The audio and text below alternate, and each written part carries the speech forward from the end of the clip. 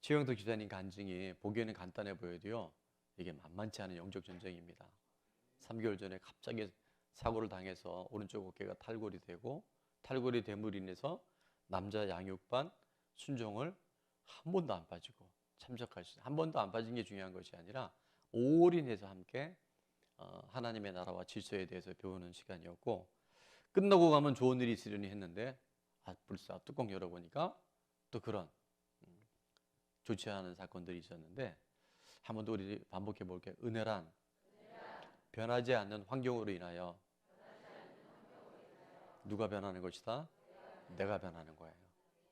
이게 참 어떻게 보면 역설적인 이야기 같지만, 우리는 사람 바꿔주세요, 환경 좀 바꿔주세요, 우리가 늘 그런 기도하는데 그런 기도가 나쁜 건 아니에요. 근데 그 기도로 끝난다면 그건 바로 반쪽짜리 기복신앙이 될 수 있어요.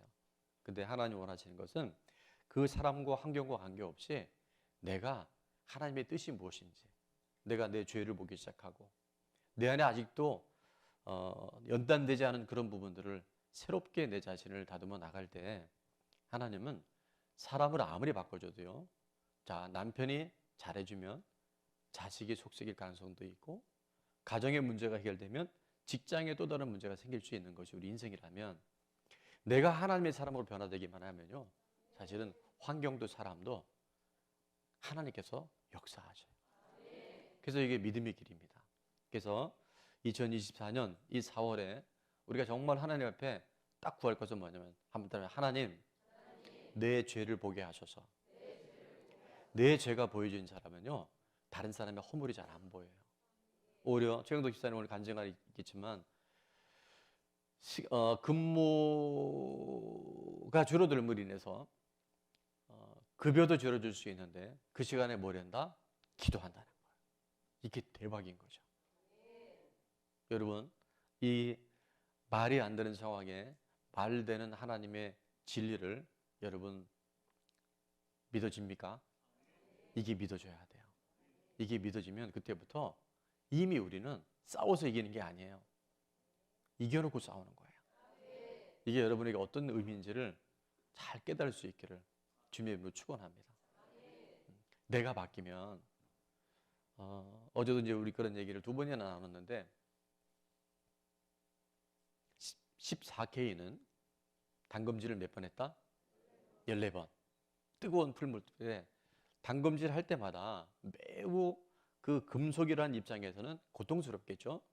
그러나 그 안에 뭐가 빠져나갔을까요? 예, 여러분 너무 답을 잘했어요. 그 안에는 온갖 불순물이 빠져나가는 거예요.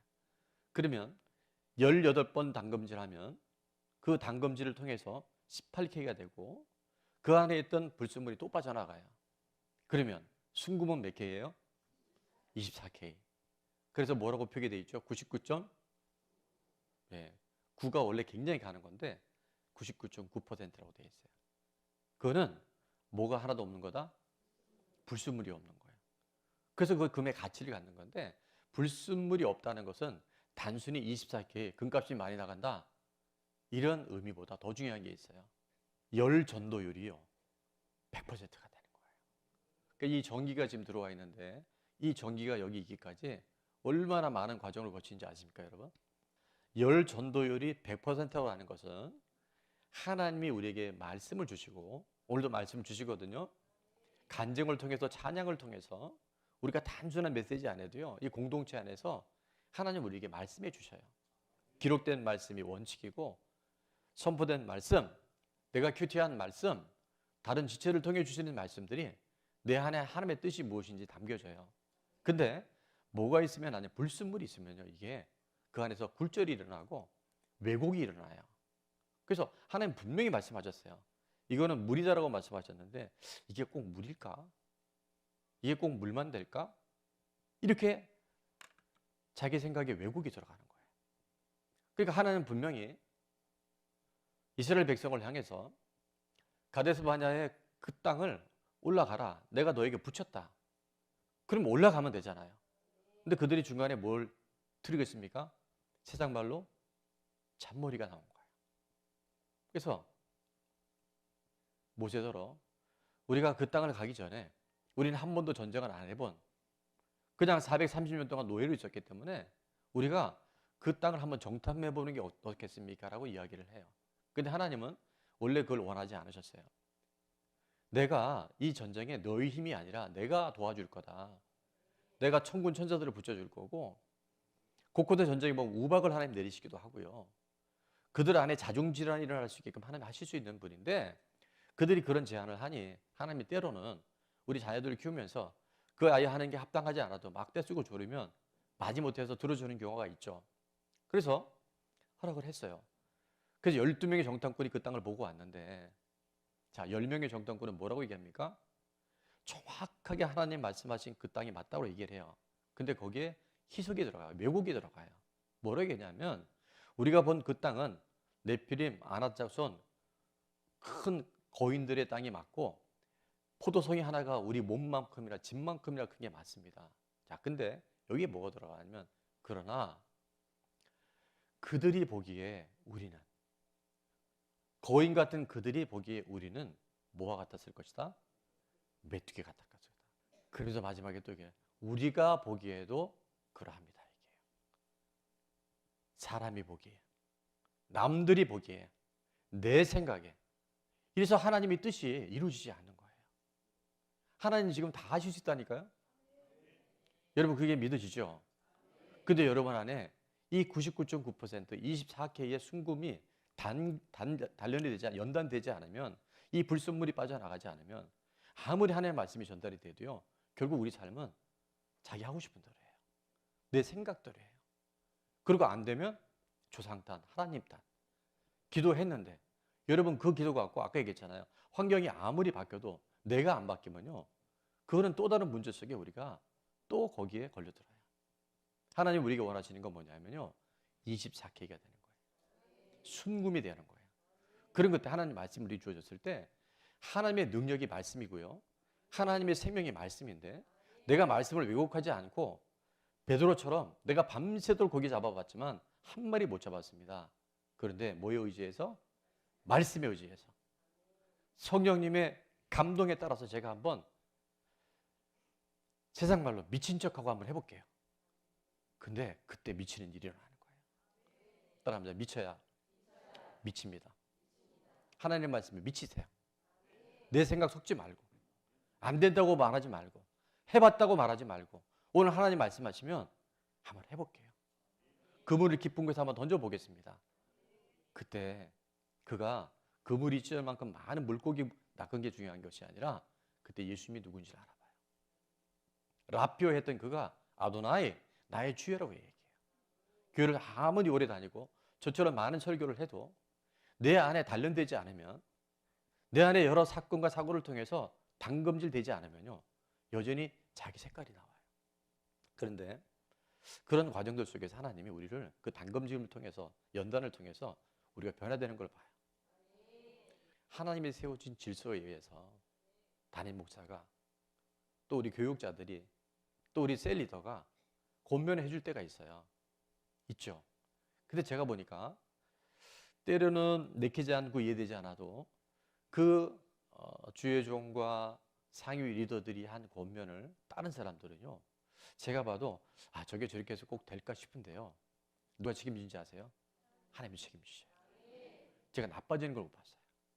그런데 굉장히 합리적인 얘기를 해요. 굉장히 나름 똑똑한 얘기를 해요.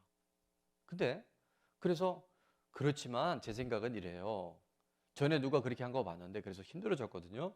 그래서 저는 이 방법을 해볼래요 하는 사람이 잘 되는 법이 별로 없어요.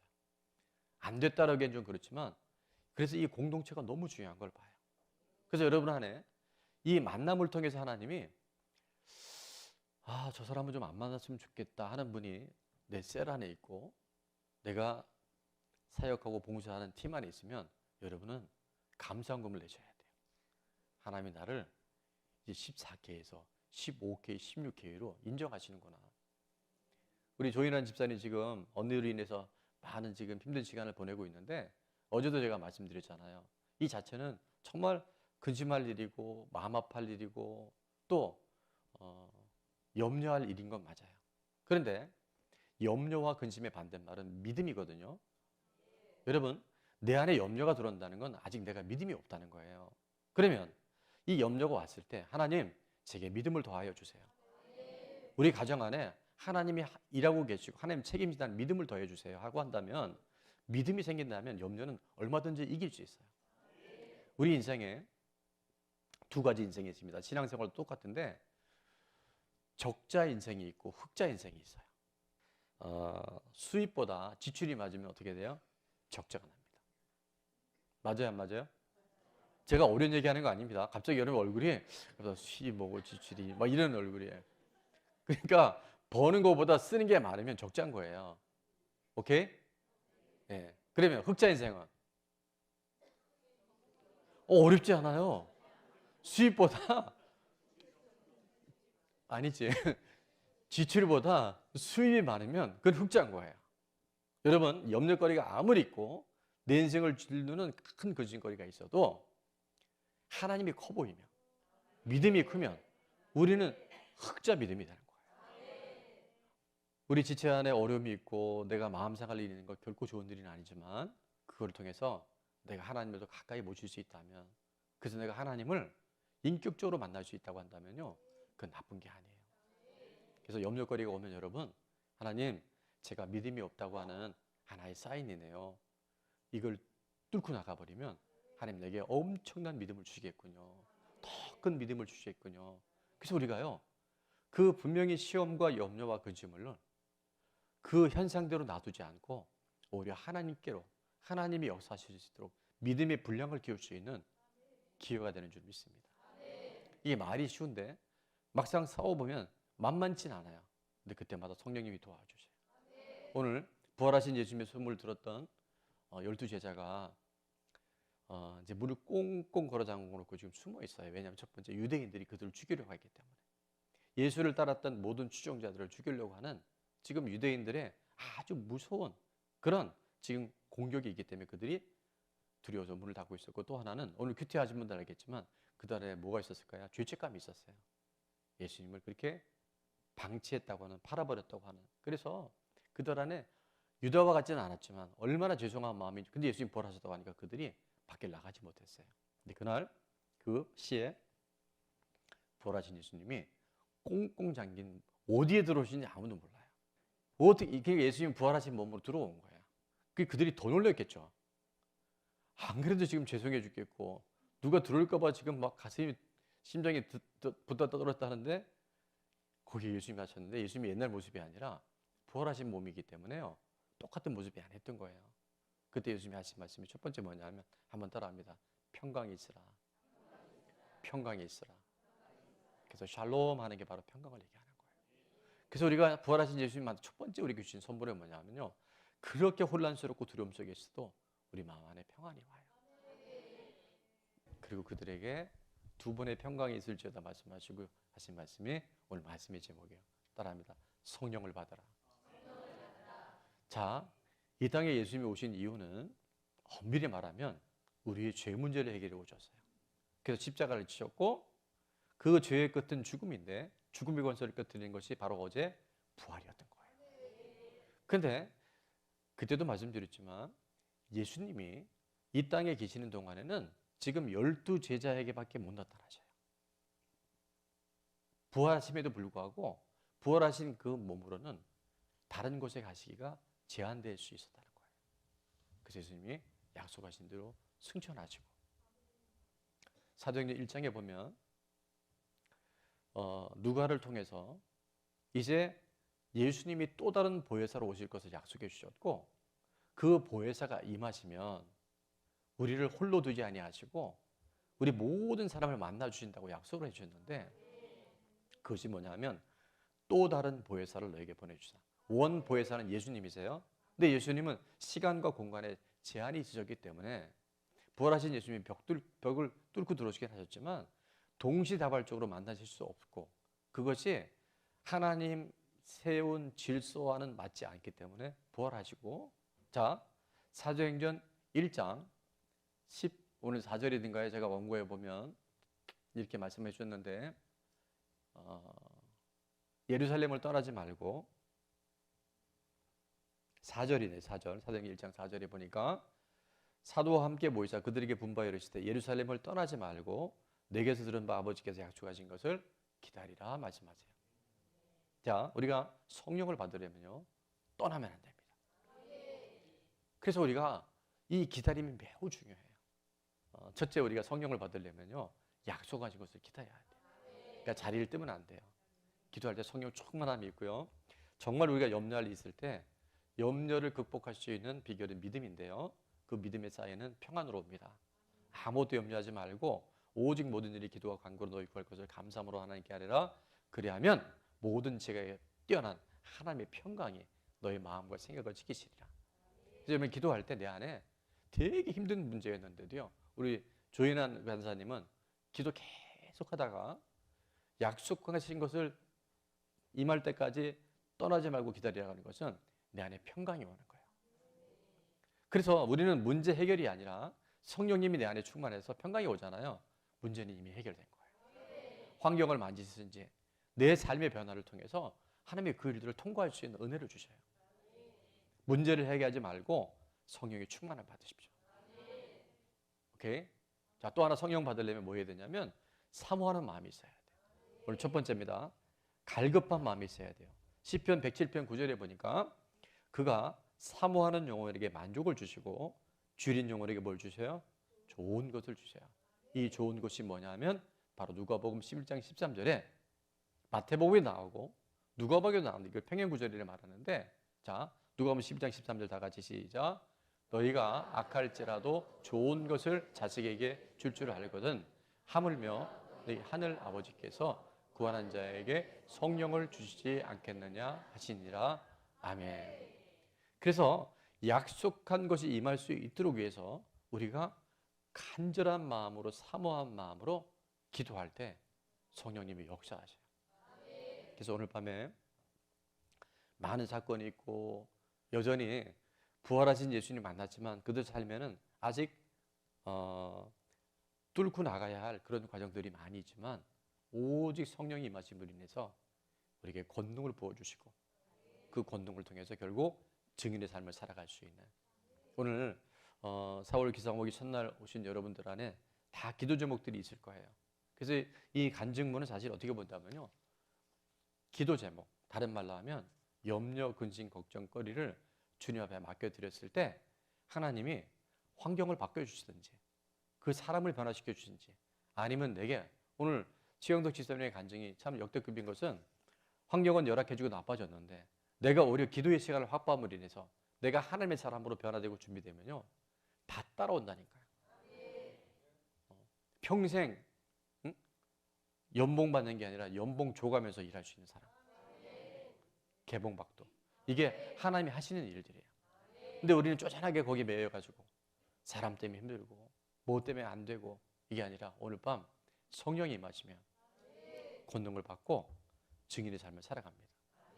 증인은 잘된 것도 증인이지만 지금 너무 힘들고 지쳐 있는데 거기에 눌리지 않고 살아가는 사람, 그 문제 한복판에서 주와 함께 날아올 수 있는 사람, 풍랑이 막 오는데 그 풍랑에 내가 넘어지는 게 아니라 그 풍랑을 인하여 더 주님과 함께 빨리 그 목적지를 가는 사람.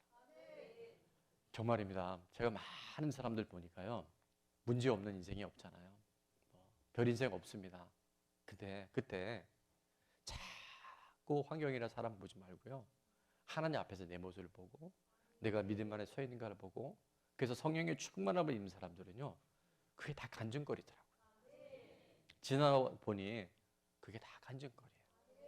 그래서 우리 믿음의 사람들은 진짜 간증을 많이 남겨야 돼요. 기억을 많이 하지 말고요, 추억을 남기라는 이야기가 있더라고요. 우리는 상처나 안 좋은 일을 기억이 많은데 정말 세상에서 그렇게 행복하게 사는 사람은 좋은 추억을 많이 갖고 있어요. 그때 맞아, 우리 집 많이 힘들었는데 내가 결혼해서 이렇게 행복한 가정을 보니까 그때 그 부모님의 그 환경도 고통이 아니라 나에게는 소중한 추억이었어.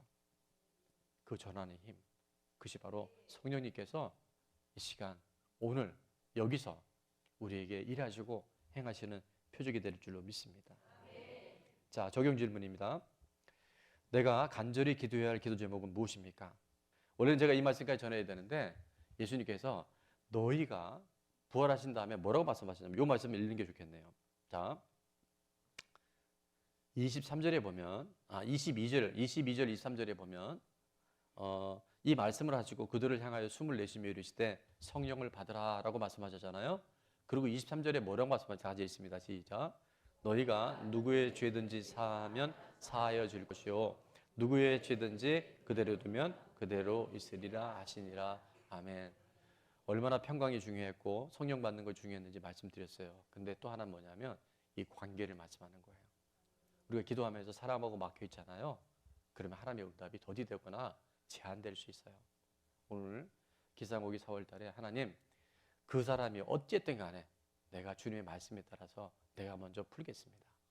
내가 먼저 주님 앞에 내려놓겠습니다.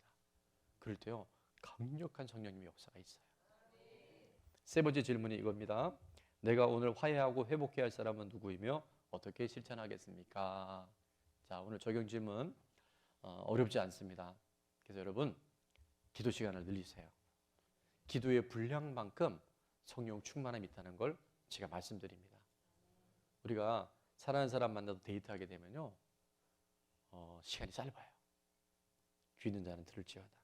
자, 오늘 기도 제목이 간증의 제목이 되게 도와주시고 주님과의 더 깊은 교제의 시간이 되게 도와주시고 그 성령의 충만함으로 관계 회복이 있게 하여 주옵소서.